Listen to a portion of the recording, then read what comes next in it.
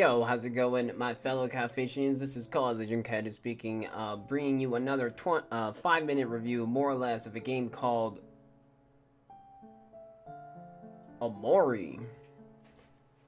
OMORI. Explore a strange world full of colorful friends and foes. When the time comes, the path you've chosen will determine your fate, and perhaps the fate of others as well. Release date the 25th of December of 2020. Developer and publisher by OMOCAT LLC. So to give a quick recap of what this game is, this is basically an RPG story game where you have RPG elements, you have your characters as you kill enemies, you level up, gain XP. You can give them different weapons, different skills that they can use within each battle, and you move forward depending on what it is you do. You can get different, story-based quest lines from somebody else that you probably watch for some reason if you did that. And it's also story-based, so there's going to be a lot of reading. There is no voice acting. Basically, you play as this character right here called Omori. And the entire game is literally figure out what is going on around his life. There's really nothing else to say. I will say that the game is mainly based on story than RPG. So for example, there's going to be a lot of searching, a lot of exploring, a lot of reading. There are enemies that you can fight. There are bosses that you can kill. But that's more like a back burner type of thing. It's mostly like 75% exploration, reading, story for the kids that you are around versus fighting. It's a cool game. So obviously, if you like RPG games, if you like story games, if you like exploration, if you like weird things, things that make you think, even horror, because there is a little bit of horror in the game, you'll definitely enjoy this game. If you are asking me, did I enjoy playing the game? I explained it in the means of it's more weird than fun. Because I like playing games, and due to the amount of reading that I had to do, I kind of got lost in trying to figure out what was happening. Like, I knew what was going on, but I couldn't figure out how to put everything together, like why certain things had happened, even though I knew what was happening later on. If that makes sense. It'll make sense if you play the game.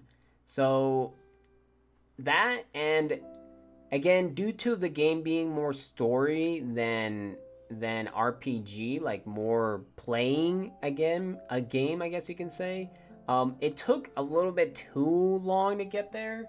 Again, I did enjoy the game, and to me it felt like a little bit of draggy depending on what position I was in.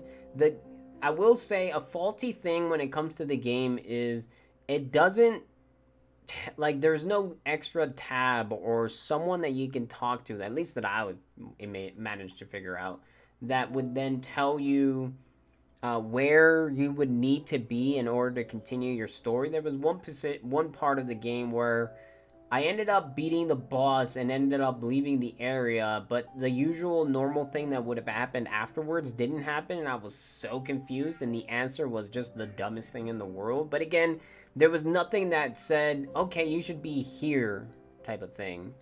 And usually RPG games in general would tell you that, so in case you do get lost, you can come back. But, that's probably on me, to be honest. But again, due to that, the story just took a little bit too long. Like, they were giving you hints and pieces what it is that was happening. Like, they were doing too many pieces instead of giving me like nice chunks, to the point where I didn't necessarily get bored. I just felt like it took too long. Like, I don't know. It's not bored, but it is draggy. But in the example of, I don't know. Maybe that's the right way to put it. I don't know. Either way, I enjoyed the game, but yeah, it was just a little bit too much. And at the very end, I couldn't really put all the pieces together until I reread the ending that I did and figured out, oh, okay, so that's exactly what happened. It was actually pretty neat. So, again, it's a super neat game, super weird. Expect to have feels for the game. I won't say anything beyond that. So if any of this sounds interesting, make sure to check it out. It is currently at the release of this video, most likely. It was on Xbox Game Pass, but you can also find it on Steam. So if you happen to have Xbox Game Pass, you can play it on right now. If I were to give a time limit for the game, it's probably like around 15 to 20 hour game, depending on whether you decided to do side quests, because there are side quests in the game. I did not do all of the side quests, mainly because, again, it just, like, the game felt like it was just going on for way too long, where I just started to ignore them. But it's not that hard to figure out how to move forward. So there's that. There are side quests. There are different paths that you can take depending on, again, your choices, because choices do matter within the game. And again, about 15 to 20 hour long game. If I were to give this a grade, it would probably be like a B minus. It's not a great game. It is a good game. And yeah, I mean, just mainly for me, again, it just felt like it took too long to fill in the pieces. But nonetheless, I did finish it. I did enjoy it. It took me about 3 days to complete, and I'm proud that I did. But that being said, hopefully this review helped in one way or another. If I'm sure if it didn't, you'll let me know. And yeah, I hope to see you in the next one. Take care.